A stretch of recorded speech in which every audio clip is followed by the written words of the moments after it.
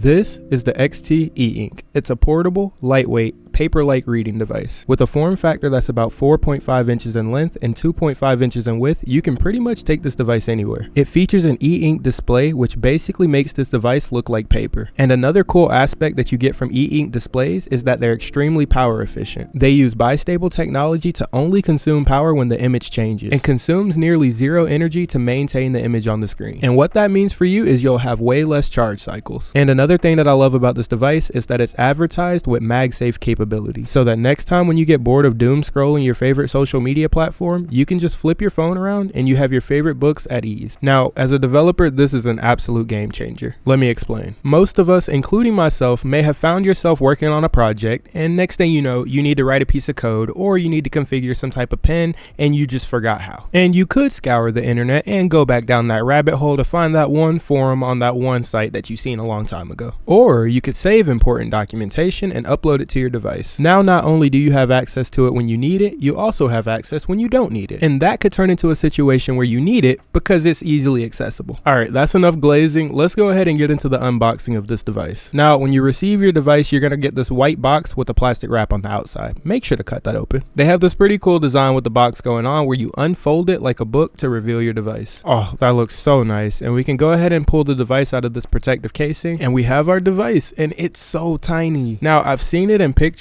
and videos and held up to devices, but I had never expected it to be this small. Now, at this point, I had never used this device, so I thought the instruction manual that was on the screen was underneath the screen. Now, this is gonna sound stupid, but I thought they expected us to take the device apart and remove it. But that just goes to show how much these e-ink displays can sell that paper-like look. Now, if you got your device from AliExpress, it might be in Chinese, but I'm here to show you how to fix that. But before anything, I'm gonna install the screen protector carefully, and there we go. And now that we have that taken care of, we can actually get into setting up this device. You're going to plug your device into your computer using a USB-C data cable, and then you're going to open up your browser and go to the XT E-Ink web flasher. Now, this flasher is not made by the company who made the device. It's actually made by a member of the community, so use it at your own discretion. If you don't feel comfortable doing this process, just purchase it from the actual company and you should have it set up in English already. And you'll be able to find a link to the flasher down in the description. After you're on the website, you're going to select which firmware you want to use. You can choose default English, but I'm going to go with Crosspoint because it's just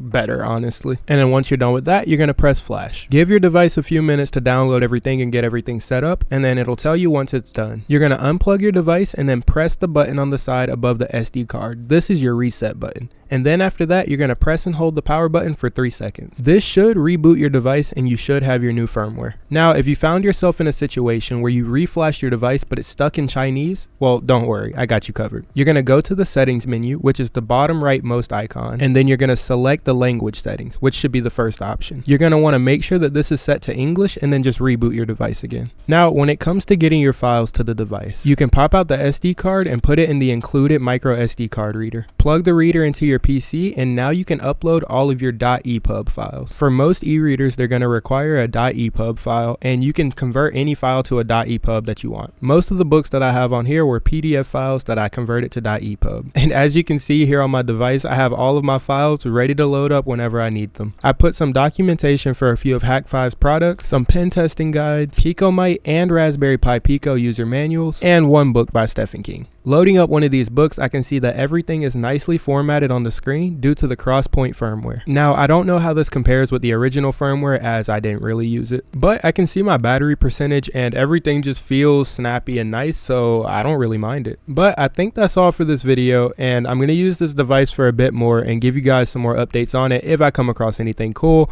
or if I find any more uses for it. If you guys want to pick up one of these for yourselves, it took about 2 weeks for it to arrive for me, and I'll leave a purchase link where I bought it from on AliExpress down in the description. But if you enjoyed this video, make sure to leave a like, comment, and subscribe, and let me know what you guys want to see next. This has been Flame, and I'm out. Peace, guys. Bye-bye.